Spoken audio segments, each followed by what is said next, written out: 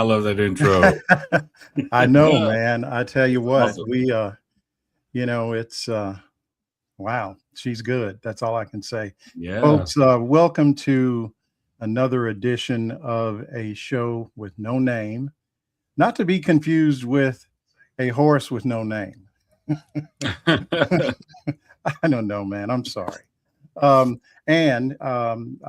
hope you notice we're trying to take it up a notch with a little bit of an intro. And I want to give a shout out to Hallie Claire Weems for her just exceptional skill at, you know, I just said to her, can you make something that has, some just sort of iconic African Americans and Latinos, and just kind of got out of the way Yeah. and just said, let me know when you got it ready, and here's what it's for. And she's just really good at that. So if anybody that wants that kind of work done, hit me up.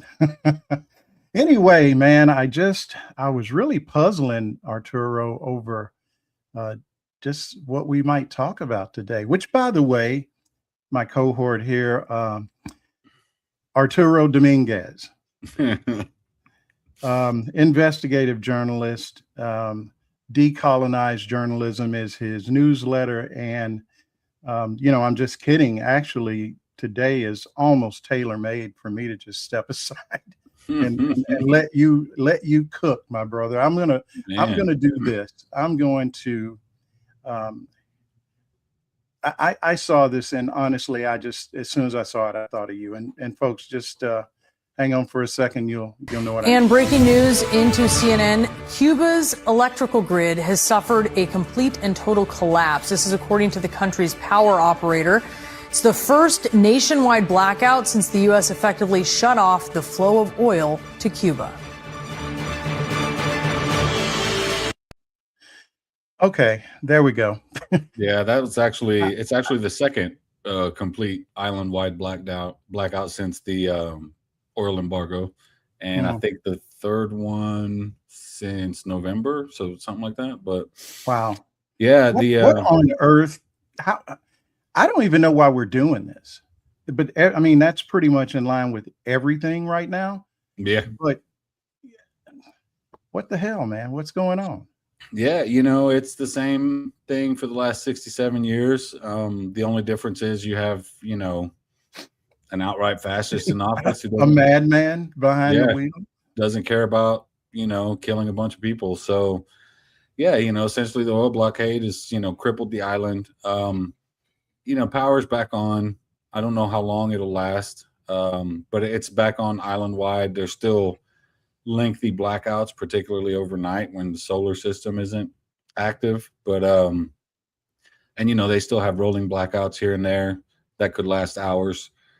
But yeah, the oil blockade's crippling the hospital system, food distribution networks, transport networks, the transportation system is all but collapsed at this point. Things are tough on the island, but the message that I've been getting is, Cubans find a way, and that's essentially where we've only been doing this for 60 years. Yeah, 67. Yeah. Oh man, I just saw that, and as a human being, you have to know something like this, people are going to die behind it, and it's not going to be the people in leadership. I'm sure they got generators or whatever. But, I had to go in the hospital back in January. Nothing serious, just, infection, broken leg, all that stuff. I've told this story before. I can't even imagine if it was something really serious and I'm in the hospital and all of a sudden there's a blackout. Yeah. I just don't know how. Trump is going to be gone one way or the other in a few years, one way or the other. Sooner the better. But, that's another story. Yeah. And it's not like America can just say, oops, we elected the wrong. I mean, to me, our entire reputation, just as a country. I mean, like, the way people look at us on the outside. I don't even want to be associated with it, man. I mean, I got no plans to go outside the country, in the Right. next, depending on how the midterms go. Well, I said it. I said it the other. You make plans, man, because Yeah, I said the other day, or might have been yesterday on social media, that I love my country for the people. My family, my friends, my community. Right. But I'm not a fan of my government, and dude, we really need to separate ourselves from our government as much as possible. As it's a shame, but I am looking at America these days the way I separate Israel and Jewish people. Yeah. You know what I mean? I mean, because we're not doing good right now. And if it is, it's almost like they don't want us to know. This is the image that they want to portray to the world. Yeah. That, we just don't give a shit. We'll just, fuck over anybody, I guess. Yeah. It's hard to just try to imagine how anyone can look at our government, whether in or out of this country, and see it as benevolent in any way. Between funding genocides, funding apartheid, sanctioning Cuba, starving Cubans, we don't have the best track record, and our government. Man, I'm sorry, I'm smiling because I just, as you were saying, rattling this stuff off, I just thought about, we let all these, South African refugees in and I don't know what, 6 or 8 months ago, and they couldn't fucking hang. They were like, what? Let's go home. Said, let's go home. It's too expensive and it's dangerous over here. Right. The funniest thing that I saw was when they said the United States was too dangerous. I'm like, y'all come from apartheid. Like, what? It's really? Gotta be bad. It's got to be bad. Has to be like, come on, America, get a mirror. That's pretty bad. I mean, when the South Africans, these guys, what was their reasoning? They were escaping persecution, and people people were burning their farms and taking their property, and they went back to that. They wanted to be victims so bad. You know what? We didn't know how good we had it. Yeah, apparently. I mean, better quality of life, cheaper cost of living. I mean, they had a whole list of reasons. It's fucking funny. Thanks, but no. And like I said this last week. I'm like, I'm not sure who got slapped in the face harder, them for pretending to be persecuted and having to flee, or did we get slapped harder when they smacked the shit out of us on the way out? Dude, I think it was us. It's hard. I really do. That was a slap. And it'll just roll off of the backs of the people in charge like nothing. Yeah. They'll blame something. It'll probably be DEI. They got over here and saw the DEI, and that's why they left. I don't know. It's always there's always an excuse. I'm pretty sure they probably have some form of health care over there, and we don't. So well, most countries do. Well, and they probably, as bad as they thought they had it, there's probably like I don't know, close to zero chance that if they go to Walmart, they're not going to get shot. Right. If their kids aren't going to get shot at school, probably. I mean, I'm thinking that the odds are somewhat lower than they are here. Yeah, I would imagine. I mean, I know, South Africa, like any other country or whatever, has shitty communities or whatever, but it seems like they got it made over there compared to, to white folks. Man, listen, I don't know. That might be on my short list, because those dudes were like, oh, wait a minute. No. We're going back. It's yeah. So, I just made the comment that they always have an excuse, and I was thinking of Tulsi Gabbard yesterday. Oh my God. She's always been weird, okay? And and she's got that streak that looks like something makes, like X-Men superhero kind Yeah, of yeah. I always think of you X-Men. know, Yeah, like Storm or just one of Right. these characters. And she's always talking like really just, and she's spooky to me. And I remember when she was a Democrat running in the primary, talking about America and these stupid wars and forever wars and selling T-shirts and all that. Yeah.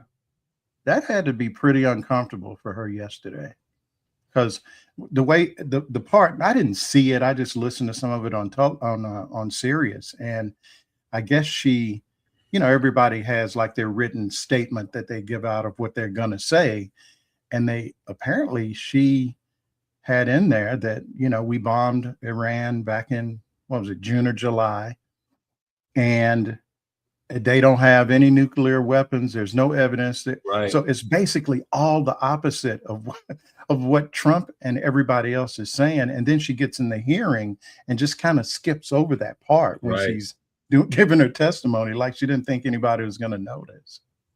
Yeah, she what I found really interesting was, one, she was all in on trying to make it sound like the same Hegseth, Marco Rubio, Donald Trump rhetoric, right? She was trying to play off all these different things that are just factually not true.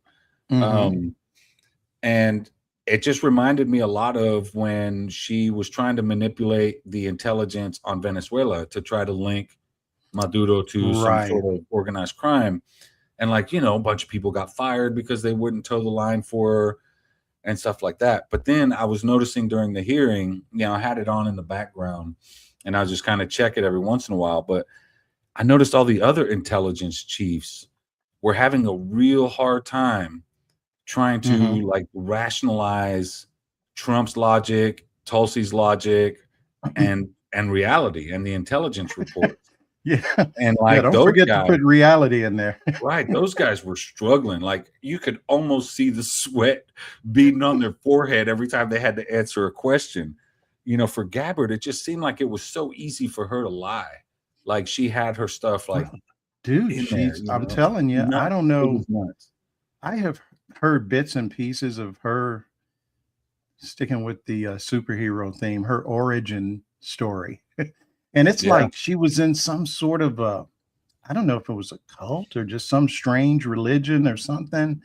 And whenever I see her, it's like she's talking like she's seeing some shit we don't see. She can see a different dimension or something. And she just seems like she's just out there, really. And I mean, it's scary to think that she is the director of national intelligence. Yeah. Yikes. That is very scary. And it reminded me a lot of, Kristi Noem's hearing that led to her being removed. But I don't. But Tulsi's smoother with it though. Right. She didn't crash out like Noem did. And at first I thought, especially when they called her out for omitting that part of her opening statement, I thought, oh, she's toast. Like, Trump's gonna, chuck her out of there. And then she sounded just like him. And I thought, well, no, she's going to keep her job. So, yeah, I think as long as she's towing the line, they don't really care what she said previously. You know what I mean? As long as she's willing to manipulate intelligence reports, lie about intelligence reports, this is the kind of harmful stuff that gets said and done in oversight hearings that are really dangerous, one-sided narratives. There was a lot of Islamophobia. A lot of, who was it? Tom Cotton mentioned the Muslim Brotherhood, and it just reminds me of the rhetoric that's starting to pick up here in Texas, where they're, Republicans are running on fighting Sharia law. And I'm like, does anybody fall for this anymore? It's honestly like they just got a little book with all of the racist and bigoted buzzwords, and it's kind of like Sharia law. And if that doesn't work, then it trans, and just fill in the blank, right? Yeah. It's just like, and it appears to work for them. That's the scary part. And that's really, to me, a big reflection on Democrats, because if you can't figure out how to counteract this bullshit after 10 years of hearing it, come on, we got to get some new people. We're going to need a bigger vote. Right. I mean, we need some, you know, hate to use old redneck term, but some firecrackers, you know, that are leading the party, you know, like I thought you were going to say something else. no, I'm not going to go that far. No, I'm not. I mean, I'm just saying, you know, this is a family show. Yeah. But it is not. I think it's, yeah. I mean, we need leadership that's like willing to take risks. You know, when Al Green brought up articles of impeachment, like almost immediately. So wait, Al Green is gone now, right? Or is he? Is he still? He's still in office, but he's still in office. I think it's like they moved him out of. They did his district real funky or something. Yeah, they redistrict his district, and like half the voters that were in his constituents before are no longer, and like his district is a little blacker and a little bit more democratic now, but it shrunk it from like 2 potential blue districts to 1, and I believe he's in a runoff with Menifee right now. Oh, he is. Okay, I believe so. Yeah, and you know, honestly, Menifee wouldn't be a bad replacement for Al Green. I don't know him. Well, Menifee's pretty popular here in Houston. He's been around a little bit, but you know, in local and state politics. But you know, I don't know that I'm ready to see Al Green go. I've always loved Al Green. I've met him twice. He's such a nice guy. And he ain't worried who gets mad. He's like, I'm filing some articles of impeachment. Y'all can do what you want to with it. Yeah. You know, because he's not wrong. No, it may not be the, you know, popular thing to do, but he sees what we see. Yeah, and I think it was just when he filed. And I think he's filed articles of impeachment multiple times. At this point, yeah, he's always the first guy.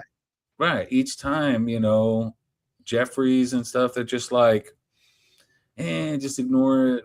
We're not going to vote with it. Blah, it's pointless. Whatever, and I agree with Al Green when he says, and I'm paraphrasing, he says that sometimes you fight battles that you know you're going to lose, but you fight them anyway because someone has to. And that should be the logic of the Democratic Party right now. Even if you don't have the votes. You would think that it would be. I mean, think about it like this. If you don't have the votes to impeach Trump, at least show the country that you're putting up a fight, you know? It would be nice to just sitting there taking it'd be nice to see 150 Democrats sign on to that and those impeachment to the impeachment and instead of like 60. You know, it'd be nice to see a couple hundred names on there just to show people and send a message that look, we're fighting, we're trying to. Simply dismissing it as like child's play especially when it's a civil rights legend like Al Green, like, come on, man, you're not winning any friends, Jeffries. Like, that's when the way Al Green gets treated in Congress is one of the reasons why I really look down on leadership in the Democratic Party. Because that dude, I mean, dude, he's a legend here, like in Houston. I mean, Al Green. Yeah. I mean, he's so known. Give me a little background. I just respect the guy because he speaks his mind when it's not even particularly popular. Yeah. You know, he's early, but I don't know a whole lot. I mean, and I assume maybe some of the folks listening may not know. No, I mean, you know, he was part of the civil rights movement back in the day. He's always been outspoken in Texas politics, always speaking up for, you know, marginalized communities, particularly Latinos and Black folks. You know, everybody loves him here in Houston. He's just a nice guy, really just kind of, I don't know, like he's just kind of like this welcoming vibe. Like the minute you see him, like walking up to him and shaking his hand and introducing myself the first time I met him was just so easy. And he's just like a regular dude, but man, he's really intelligent, pretty smart guy, knows his stuff. And yeah, I mean, he's loud, but he knows what he's doing. He knows when to be loud and how to be loud and when to speak up. And you know, the spectacle like of him holding that sign about, you know, Black people aren't apes or I think that's what it said. You know, a lot of people treated that as spectacle, but and in some ways it is, but at the end of the day, it sends a message. But sometimes it should be, right? Right. Sometimes you need the spectacle. I mean, everything. I mean, I took it like back in the 60s when you saw, guys marching with signs that said, "I am a man," Right. It's kind of the same vibe to me. And Yeah. it's really, instead of saying that, he's the problem, look at why he's having to do that. Why that Right. needs to be said. I'm just realizing I'm not being taken to heaven or anything. This bright light that's coming, I'm good. It's I'm good. aliens. But it's like ever since really the X-Files have stepped in, but ever since daylight saving time, there's a mirror and a certain time of day, man. It just reflects all through the house. And what are you going to do? I'm going to talk to my producer about that. Wait a minute. I am my producer. Where's that showrunner, damn it? Yeah, really. Doggone it. Where's my producer? Oh, Lord. Yeah. So, I mean, Al Green's independent journalism, right? Yeah. And then what was the other thing, dude?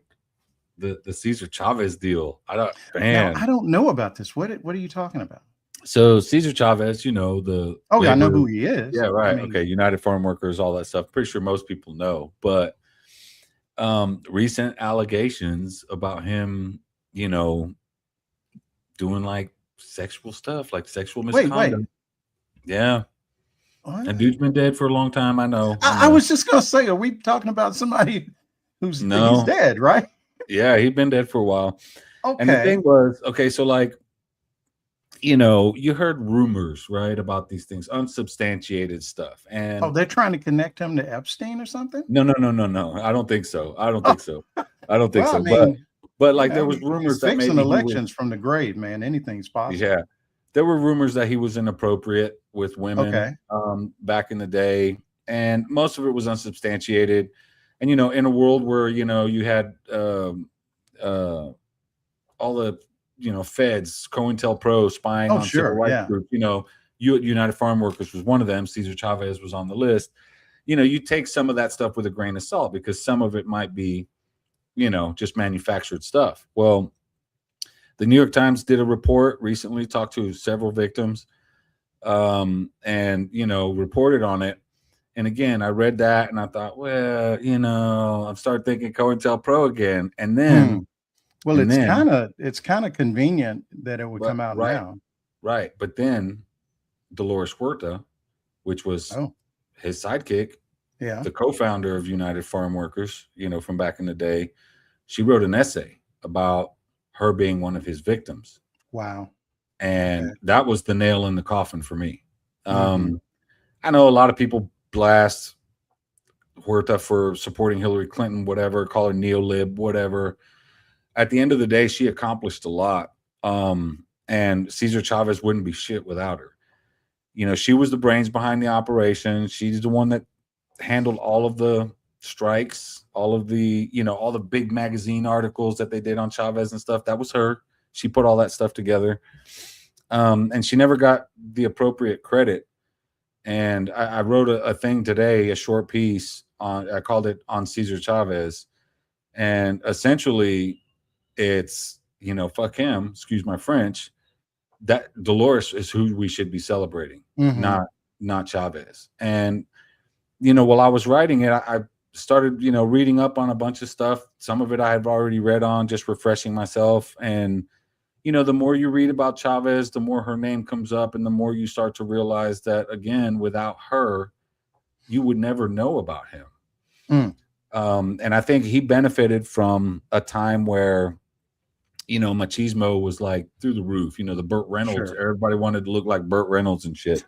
That time, where everybody was this, man's man. And I think he benefited from that. And, at the end of the day, I think that the honors and all the accolades were, I don't know, they were put on the wrong person. Like we shouldn't have been really celebrating him as much as her. But since he was the forefront, he was the face guy, he was the face of the movement. He got all the credit. A lot of people don't realize that prior to United Farm Workers, it was, I can't remember the name of it now, but it was a union that was started by Filipino farm workers. And it was Chavez and Huerta that approached the Filipinos and joined in the first grape strike of 67, I believe it was, which led to a lot of different strikes, legislation being passed, labor rights and stuff like that. So like, he got all this credit, and, the Filipinos that started it didn't really, they were kind of pushed to the side. Huerta was pushed to the side. And, after a while, Chavez was a complicated guy. He was xenophobic for a long time, was very anti-immigrant. To the point where he set up like barricades and stuff along the border to try to close off certain areas where people were crossing the border. And, when after the whole, the strikes and stuff ended in like the 70s, he kind of took United Farm Workers and kind of made it into sort of a dictatorship type stuff where he was ousting a lot of people. A lot of Filipinos left because, they were changing their, the program, like what they're, what they were seeking and stuff. And, they went from probably 80,000 members to probably 11 or 12,000 in a matter of like 2 or 3 years. Yeah. Wow. During that time. And he essentially corrupted the United Farm Workers to the point where he was like trying to undermine other labor unions. Like in Texas, there was one trying to be formed, and he was trying to undermine it because he wanted to have this monopoly on the labor movement. So yeah, I mean, Chavez was always a problematic guy before all the sexual assault stuff came up. And for me, that Dolores Huerta essay was extremely heartbreaking and painful to read. And that was the nail in the coffin for him in my book. I'm done. So it should be. Right. And I always held Chavez in high regard. I always treated him as a guy. Yeah, he was xenophobic, but he evolved and he wasn't so anti-immigrant and all these things. But, I can't justify anything anymore. And I certainly can't rationalize these allegations. I mean, they're just they're too much. And the Dolores Huerta thing, like I said, that was the nail in the coffin for a lot of people. And anybody who's saying that the New York Times, the Zionist hit piece against Chavez and the timing and blah blah blah, they haven't read Huerta's essay. Well, the question should always be, is it true? Right. That's always the question. Right. You always want to believe the victims, but you always have to question whether it's true or not. And and what I mean by that is, people saying, oh, it's a hit piece. And, it just kind of brushes or breezes by the fact that, but it's probably true. Unfortunately, yeah, it is probably true. And Dolores Huerta's 94 or almost about to be 94. She lived a long life. She accomplished a lot of things. And she was so close to Chavez, would never, ever say a bad thing about him. She defended him through a lot of things. And to see her write that essay about him like that and now, how recent is the essay that you're talking about? Yesterday. It's on Medium. Oh boy. She published it yesterday. Wow. Yeah. Okay. The New York Times article was the day before or yesterday morning. And then yesterday afternoon, she had an essay out. And the way she's 94. Right. So and she wanted to make sure the record was straight. I think her goal was to validate the victims, defend the victims, because a lot of people were automatically questioning the validity of the New York Times story. But, United Farm Workers, LULAC, all the Latino civil rights groups have issued statements that were just like, and let me just be clear that it came across for most Latinos in this country who know anything about Chavez. It was a huge, huge shock. And it really does make you question a lot of things when you hold somebody in high regard. I wouldn't say it would be the equivalent of somebody saying this about MLK, but pretty damn close. Well, MLK wasn't perfect. I mean, no, he wasn't. He wasn't. He had affairs and that sort of. But you know what? These are human beings, and I think the mistake that we always make is we're trying. People come along and they have that whatever the special thing is, right? And we really, we want heroes, we want heroines, Right. and we want, and we just haven't had them. I mean, like, there hasn't really been, I guess, I know he's a politician, but in a sense, Obama's the closest thing that Black people have had to like like an MLK. I mean, like, Yeah. just that groundbreaking person. And, thus far, I just figure if there's anything remotely bad, in those lines, about Obama, it would already be Oh, out we'd know. there. Yeah, we we'd would know. know, and they would. For sure. Yeah, There's no we way would we could know. forget. I mean, the best thing they could come up with was his birth certificate, and that's just Right. crazy. And that's the thing about that is like putting people on a pedestal. Yeah. We got to be careful with that. It happened. I was never really like a huge fan of Chomsky. I've read most of his stuff. I wasn't sold on a lot of it, but a lot of people really went out of their way to try to defend him after he was in the Epstein files. And, the argument was, yeah, he didn't do these things that, they say Trump and all them did. Okay, great. He didn't, but he participated in helping Jeffrey Epstein cover his shit up. That's just as bad in my book. Yeah. Yeah. And in a way, it's worse because you already know that the right. guy's got he's a monster. Right. And Same thing with Larry Summers. I mean, yeah. I mean, you can't put people on a pedestal like that and then treat them like they're beyond reproach. You know what I mean? Like, yeah. Everybody is subject to criticism. You are, I am, it's just a matter of what they're criticizing us for. We, I could speak for both of us, are not going to have these allegations come up. You know what I mean? So criticism of us is going to be laughter. Right.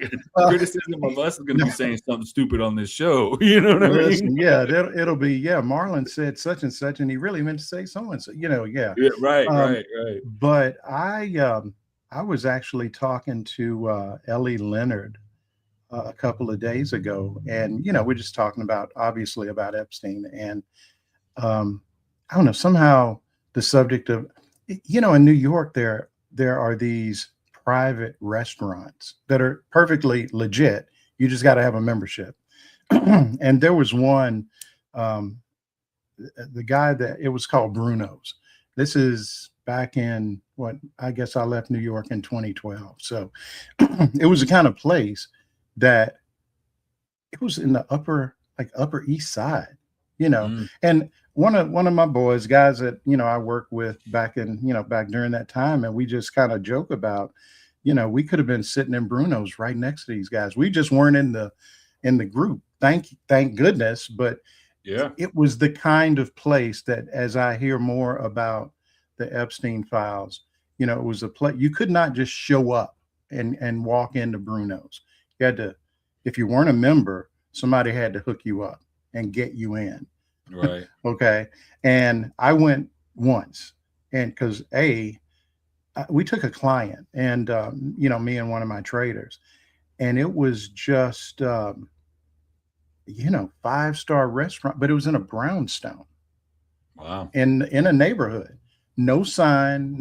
I think when you walked up, it was like, I think the guy's last name was Jemai. It's like French. And that was it. It was just his name, and everybody knew Bruno's. And dude, some of the best food I ever had in New York. But it was just elite. That's all I can tell you. That's the only way I can describe it. Just the whole ambiance was, I think I was the only person in there that wasn't worth several $1 million, and maybe my trader, Yeah. But anyway, all that to say, I thank goodness was not even tangential to that bullshit, you know? And but it's funny though. Same guy. That's how I first heard of Epstein. I didn't even know, because it wasn't like a name drop thing. It was just somehow you're sitting on a trading desk, and it got kind of slow, and just exchanging stories. And this guy says, yeah, there's this dude, and he's, got an island, and he's got these planes, and, he's, got a list and he's just got dirt on everybody. And I'm like, really? That sounds made up, Well, Turned out to be true. turned out to be true. The guy called me up, Crazy. when all this stuff started breaking loose, going, man, I told you. Yeah. Because I remembered it. It was just such a strange thing to, talk about. Like, who is what guy? Who is this guy? Right. It's like the QAnon stuff, right? Yeah. The QAnon stuff. You know what it's like? You ever see out- The Usual Suspects? And Yeah. Kaiser Sose. It was like one of those, Yeah. sort of this invisible guy, and he's got shit on everybody. But see, it really wasn't. The conversation was really more of a blackmail conversation than the whole sexual part. That wasn't even discussed. It was just that this guy had these tentacles all through Wall Street, right. and rich people, and now we know. Who was it? They interviewed somebody from the White House recently. Damn it. They asked him a question on his way out and of somewhere, and they asked him about his associations with Epstein and stuff, and he was essentially like, well, he had all these connections to Israel, had a lot of money, he's good at this and that and the other, and like everybody knew Epstein in the 80s. And we're like, did he just admit to the Epstein class? Because that's kind of what it sounded like. And that he mentioned connections to Israel on top of being this, smart money guy, supposedly. Well, think about it's just weird. Like Howard Lutnick when he was just talking about the guy. And what did he say? He said he gets you in that place, and he blackmails you. And so he seemed to know a whole lot about the angle that this guy took. I actually had a video queued up about there's a podcast called I think it's Life of a CEO, and the guy interviewed Kamala Harris a couple of months ago, and I'm gonna play this, and you'll see why it's related to Epstein. Clients and friends who the Epstein group made approaches on and failed, meaning they tried to get them and failed. I'll give you one story without naming the person. He goes to meet with Epstein in New York to ask for money for a charity. And Epstein is perceived as this big billionaire, which he was not, by the way. And Epstein is in a robe, and they're across the desk just like you and I are. They're finishing the meeting. He says, hey, I'm going to get a massage, hence my robe. You want to get a massage? And through the hallway, my friend can see a massage table and a room and a very cute girl who's the massage therapist, right? Dressed like a massage therapist. And so he happened to say no. A lot of people would say yes, and might even think it would improve my relationship with this guy, Jeffrey Epstein, who I perceive as this rich guy that I'm trying to get money from my charity. Had that happened, what a different world for that person. What a different life. Because in that room is cameras, and then eventually audio. It didn't start off with audio, but audio was added later. And then you're getting a hand job, if I'm allowed to say hand job, from somebody who you don't even think about their age, but turns out to be 17. And you are in a world of trouble for the rest of your life. And that's a big piece of what was going on with Epstein, with cameras in that apartment in New York, and eventually audio, cameras and eventually audio at the island. My take on it, and certainly my public take, is that there was a profound blackmail operation going on to the benefit of probably more than one government, but at least one government. So there you Pretty go. astounding. Yeah. And that was the game. And maybe it's 'cause I'm from the country, man. Something like that, I would be like, oh, this is too good to be true. No. I would be so out of there, dude. Yeah, it's crazy because it's so no. Yeah, we That heard kind of stuff stories, does not happen to you right? Like we for heard no stories reason. about this stuff, and we treated it like it's an alien story because it sounded just so far-fetched. And then the QAnon stuff started coming around, and the thing about QAnon was that it was a misinformation out. They were trying to pin everything on Democrats when it's really basically everybody. But Well, yeah, it's anybody with enough money to be Right. in that upper echelon where Money and money's power, not the yeah. object, And it's all about, exchanging power and hooking each other. And if that's all it was, that's kind of, skeevy, but okay. But then to throw the whole sexual abuse thing in, Yeah. and that's how a guy like Epstein, I'm convinced Donald Trump has something, because there's just inexplicable behavior going on in Right. the Republican Party. And it cannot be everybody just scared of Trump. I mean, think about it. These are grown ass men, and they're acting like they're just shaking in their shoes over this. And I'm like just convinced that Trump has stuff on Lindsey Graham. I was just thinking I Lindsey mean, Graham. come on.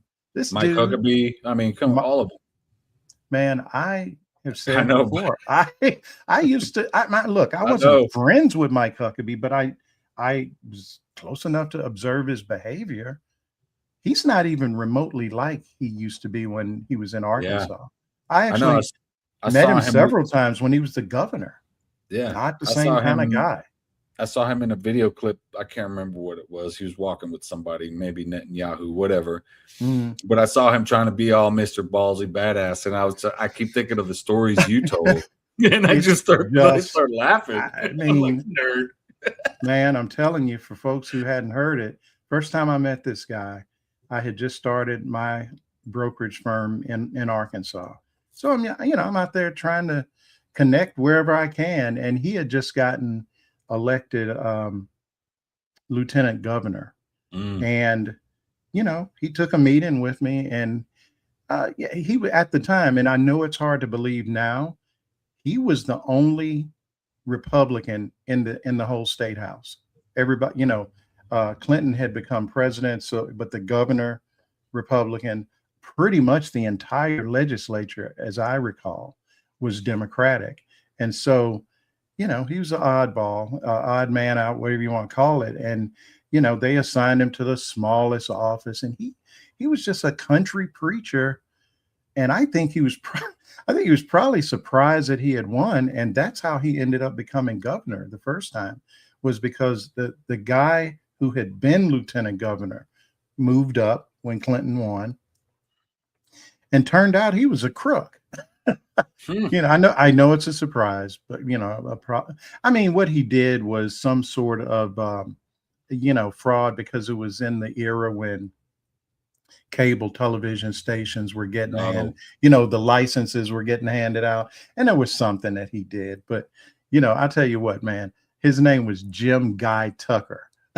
That's like as down home as you can get. Jim Guy.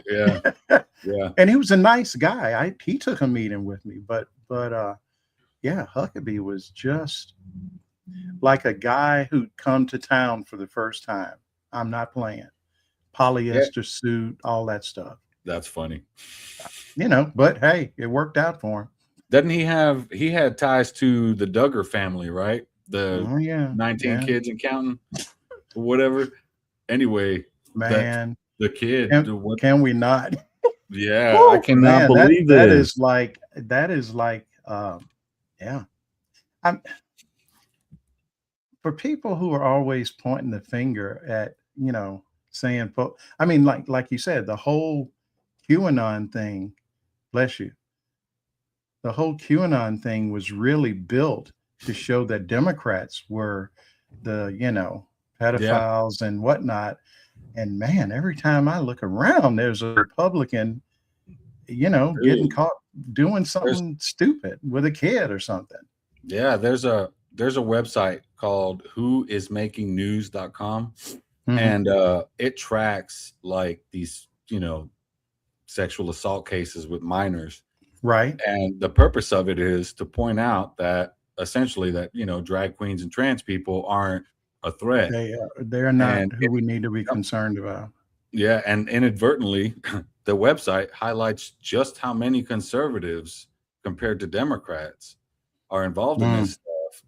And I mean, it's the contrast is pretty dramatic. There's a lot more Republicans. There are some people who are registered Democrats and stuff on there, but at the end of the day, it boils down to the biggest perpetrators are people who are close to you, in your family. Cops, teachers. You know, like you go down the list of jobs and you're just like, oh my God. And like drag queens and trans They're people not are even like on the list, really. under 1% or 1/10% on the thing, whereas like teachers, cops, or family are like way up there at the top. And I was amazed at the amount of cops that were Really? that get caught like this. Yeah, if you go to that website, like it breaks it down by, you know, political affiliation, you know, based on people who are registered voters or, you know, who have their party registration. And then like, you know, it'll list their occupation, like if they're a preacher, if they were a cop, a teacher, you know, things like that. And it's just like you look at those numbers and you're just like, holy cow, man, like this isn't even. So yeah, like when everybody says that you know, society's sick of culture wars, I think that's what they're talking about, because I don't think it's really identity politics and things like that. I think basic human rights for people are just like the lowest bar possible. So yeah, I don't know.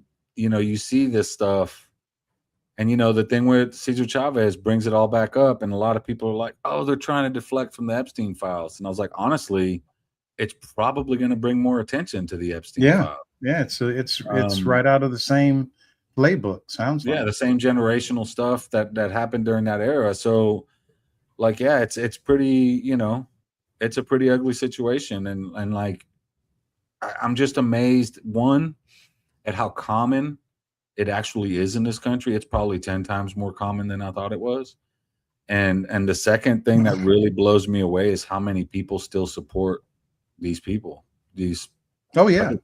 Remember that guy, Roy Moore? Remember? He ran against, I remember. ran for the Senate, and it was just one thing after another, and people still were going to vote for this guy. Yeah. And fortunately, he didn't win, but geez. I remember Roy Moore and Jeff Sessions too. Like that, all these guys were just like creepy Klansmen, basically, man. Like Roy Moore was a Klansman without the Klan robe. You know what I mean? And yeah, dude, he was something else. Yeah, and like, it's just crazy that, you know, you got your Dennis Hasterts and stuff out there who like got a slap on the wrist, and then dude, Vince McMahon, like WWE, that dude hasn't paid any price, and there's a lot of allegations about him with. What did they call them? Ring kids or something like that? Like, I don't know, dude. Some weird shit was going on. Some shit was going on in WWE. Jeez. Yeah. It's just weird. And like, you know, I don't know how never people get away with this. I never thought changing the subject to Iran was going to be like, let's talk about Iran. Let's do that. You know, wait a minute. I'm going to go take a quick shower and then. Right. Man, no kidding. I mean, no kidding. honest. You know, no, seriously, Iran is just embarrassing us. It's embarrassing. And honestly, if we get out of this, and I'm not just saying this like, you know, hyperbole, if we get out of this without some sort of a global, you know, something like the great financial crisis, because this, I think, is worse, because, you know, you've got all this violence involved, and it, to me, really highlights how dumb these people are. Yeah. They don't know what they're fucking doing. I have heard stories that it went something like this. So we're negotiating with Iran. Now, mind you, we've had how many negotiations with them going all the way back, you know, pre-Obama. And what we typically have in the room is physicists and guys that understand nuclear energy, experts. Yeah. And Iran, that's who showed up for their meeting. You know, that was the folks they brought to the table. And we had Jared Kushner and Steve Witkoff. Yeah. So we got the you know, Trump's son-in-law, who, you know, this guy figured out how to like run a newspaper into the ground before, you know, when he's in New York. I don't know anything about him in terms of him being a successful businessman pre his father-in-law becoming president of the United States. And then you got Steve Witkoff, who's a real estate guy, from what I can tell. And they're sitting across the table from probably the top scientists that Iran has and the top negotiators that they have. Now, there's a story in The Guardian today, I guess. I saw it this morning. It may have come out last night. And they're quoting people. Apparently, there were some people from the UK that were involved in some of these meetings. And they're saying that Iran offered essentially to just get rid of all of their, enriched uranium and all of this stuff, basically to get out of the nuclear business, pretty much. And the next thing you know, we're bombing them. Yeah. And, I mean, the folks that were in the meeting said they were shocked at how much Iran was willing to give up. Yeah, they accepted all of the U.S.'s terms, which was unheard of. Nobody expected. And it's like, nah, we're just playing. And so we go bomb the hell out of. I mean, this is. You know what? I've got like a little. It's not my best work, but I want people should see, like, this Strait of Hormuz. This is it. Okay, right? I mean, what people don't understand is, we always think about oil coming out, but what we don't think about is how much this is stopping food from going in. So this is literally cutting off a significant amount of the supply of, everything from, how you hear about Ukraine being the bread basket or something, because they got, what is it, wheat and barley and all this stuff. It can't get in. So you're going to start pretty soon seeing some repercussions, not just with energy, but with, feed and, food stuff. All this stuff is just stopped. Yeah. I read a thing about fertilizer, the urea that comes through the Strait of Hormuz. Oh, and, by the way, man, y'all, it is the Strait of Hormuz. Straits. Not straits. It is not the straits. There's just one strait. It's not STAR, GHT. It's not, no. It's the Strait of Hormuz. That's what it is. And by the way, for Trump to be sitting up saying nobody told him, here's another one of my little hand. I'm doing like that dude on Morning Joe. I got all these charts. Okay, this is the tanker war. The tanker war, when I first got in the business, I was a bond salesman. The tanker war started right about the time I got in the securities business. Everybody knows about this. Even if you weren't alive, everybody knows. And this is the timeline. This happened during the Iran-Iraq war. And everybody knows the Strait of Hormuz is like the choke point. It's really, I'm sure there's another one somewhere in the world, but this one, as far as I know, is just the most consequential choke point in terms of energy and food and just transport in and out of the Middle East. And so nobody should have had to tell Trump about this. If you're president of the United States, you're supposed to already know this shit. Right. I know it. And there is like a 0 chance of me ever being president, but I know about it. And, I'm just a dude in North Carolina. So they have stepped off into something. I'm telling you, man, I don't know how we get out of this. And the gall, they've already spent close to $13 billion. Yeah.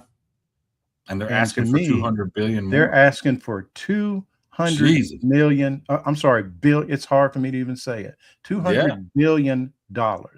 And you got people around here can't even pay their bills, trying to figure out how they're going to pay for their insurance because we've cut insurance. So we got money for this, but we ain't got money for people to have health insurance. Yeah, they say it would cost us about $20 billion a year to end homelessness. So we could end homelessness for 10 years with that money. I mean, obviously, we don't want to. Right. Yeah. And you know, the thing about the fertilizer too, like I was reading a story about how farmers are weighing whether to plant corn, which requires a ton of fertilizer per acre, or soy, which requires very little because soy is basically self-fertilizing essentially. And they're already predicting something like I don't know how many tens of millions fewer acres of corn in the US this year than last year, and something like 40 something percent is supposed to be used for ethanol for fuel. Mm. So that's going to create like shortages of corn in the US or export corn. I don't even know, but it's just ridiculous that, you know, there's farmers that are might lose their shit because they're having to plant soy instead of corn, or you know, they're by the time a decision gets made of what happens with the strait, those seeds are already going to be in the ground, and you know you can't take them back out once you I mean, plant them. stop and So, think about just the disruption that Trump and his people have managed to just visit upon us. We yeah, got tariffs over here, just running up the price on everything from food to, you know, whatever. I'll tell you what, these headphones that I'm wearing, I think they were made in China. And, you know, when I first got them, I got a lot of different stuff. And I thought there might be a short in my plug, right? Well, it turns out it was something else. But I bought them on Amazon and I was going to return them. They said, "How about if we give you $45 to keep them?" I kid you really, not. They paid me to keep, because it's it's probably cheaper. it's cheaper for them to just give me some money to keep them instead of them taking them back and sending them wherever and getting, you know, some fresh ones. So think how crazy upside down that is. I mean, on the other hand, I'm going through everything that I've bought on Amazon, you Yeah, know, and just going, I'm sending this back. What do you say? And I'm sorry, man. The trader, I think I found an arbitrage. You know, there you go. I have to send it back to Amazon and see if they'll pay me to keep. As a matter of fact, this shirt that I'm wearing, now that I think about it, probably made in China. I bought a couple of t-shirts. You know, I like t-shirts from TV shows and all that stuff. And I bought two of them from this company. One of them fit fine. The other one was like mislabeled or something. And so I was going to send it back. They said, "Don't worry about it. Keep it. We'll send you another one." And I just gave it to one of the kids and said, you know, you can Yeah, wear it for pajamas or whatever, you know. So yeah, yeah, man, I'm looking at the clock. I'm telling you, the I would time. quit. Well, the problem is there's so much shit that's wrong. There is Yeah, plenty to talk about, and it just goes. But you know, folks, we really appreciate you showing up and listening to us vent every Thursday. And you know, if you aren't already, if you look at the bottom of the screen, you can see there's how you find the journeyman and how you find Arturo Dominguez, Decolonized Journalism. And you know, subscribers make this possible, and it is you know, it's fun, but it's work, and you know, we try to be good at this and try to be you know, as accurate as we can with the things we say and the stuff that we write. And you know, we need your support to keep it going. So if you're able, please become absolutely. a subscriber. Please become a paid subscriber if you can. We certainly know that it is, you know, it's bad out there and getting worse. So we understand, but at the same time, you know, when you look at what's happening with traditional media, it's you know, I'll put it this way: we're the best deal in town. We're cheaper than a cable subscription for sure. So Yeah, if for you, sure. if you can help us keep this thing going, we would certainly appreciate it. And Arturo, Marlon. I guess I'll see you on the other side, buddy. All right, man. Try to stay out of trouble. I I know you're in will. Texas, man. I'm a little bit safer in North Carolina, but not by much. So I'm always in trouble with somebody. So you know what? I'm going to do something special since we got the new intro. It's gonna be our outro today too. So for folks who didn't hear, my daughter is she's in the aside from being an excellent artist, she's also really a good at. She's just a great creator all the way around. So I hope you guys enjoy the outro. And hey, if you need that kind of work, hit me up, as I say. So take care, folks, and we'll see you on the other side. Bye, y'all.